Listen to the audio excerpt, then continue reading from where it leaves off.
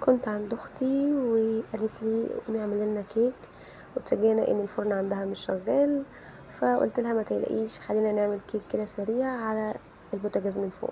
فلو اول مره تشوفوني انا ده عمر، ما تنسوش تشتركوا في القناه ولايك وشير لو عجبكم الفيديو.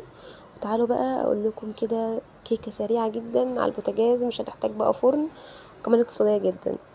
اول حاجه جبت نص كوبايه من الميه السخنه، حطيت عليها كوبايه الا ربع سكر، اللي بيحب الحاجه تبقى سكرها مظبوط قوي خليها كوبايه كامله، ودوبتها زي ما انتوا شايفين. بعد كده حطيت عليهم رشه فانيليا خام، ممكن نستخدم فانيليا عاديه اي حاجه يعني. بعد كده عملت 2 بيضه وقلبتهم كويس قوي ودوبتهم معاهم. تمام. هنفضل بقى نضربهم كويس قوي لغايه كده لما يعني نتاكد كده ان البيض اتدوب كويس قوي زي ما انتوا شايفين. بعد كده هنبتدي ان احنا نضيف عليها بقيه المكونات.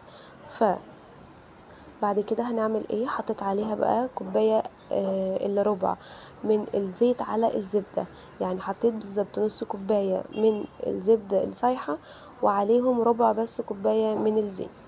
تمام. بعد كده قلبتهم كويس، بس كده خلاص قلبناها كويس زي ما انتوا شايفين.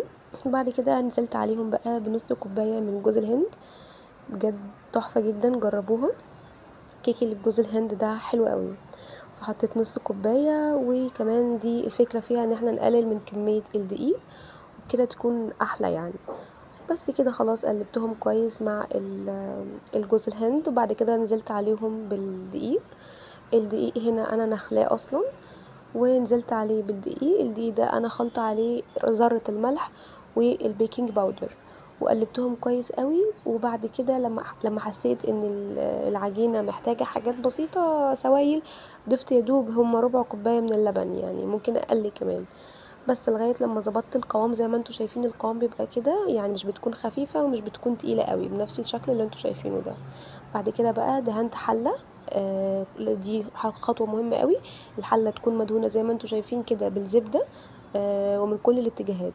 وحطيت فيها الكيك بتاعي، وبعد كده هنحطها على نار تكون يعني حجم الحله يكون متماثل يعني ما تكونش حله كبيره قوي وتكون عين صغيره او العكس. حطيتها وغطيتها، دي لازم طبعا الغطا يكون غطا الحله نفسه عشان تبقى محكمه الغلق. ووطينا عليها خالص وسبناها، وزي ما انتوا شايفين طلعت زي الفل ومرتفعه وهشه جدا من جوه. فبجد جربوها هتعجبكم جدا. سريعه بقى، مش هنحتاج لسه نسخن الفرن ولا نعمل اي حاجه خالص. فاتمنى تكون الوصفه عجبتكم، وبألف هنا وشفا، وباي باي.